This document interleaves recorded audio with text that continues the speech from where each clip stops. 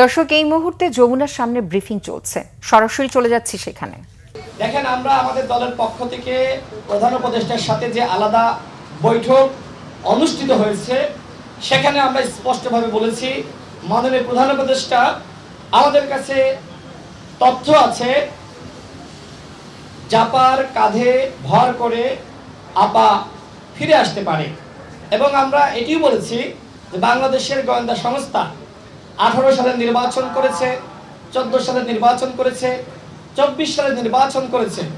সুতরাং আমরা যতটুকু মনে করছি, বাংলাদেশের গোয়েন্দা সংস্থা এবং আমাদের প্রতিবেশী রাষ্ট্রের গোয়েন্দা সংস্থা তারা এরকম একটি প্ল্যান করছে, জাতীয় পার্টিকে আবারও বিরোধী দল বানানো। এটা আমরা প্রধান উপদেষ্টাকে জানিয়েছি।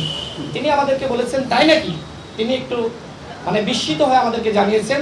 আমরা সরকারকে বলেছি, আওয়ামী লীগ যে অপরাধ করেছে, ঠিক একই ধরনের অপরাধ করেছে জাতীয় পার্টি এবং 14 দল।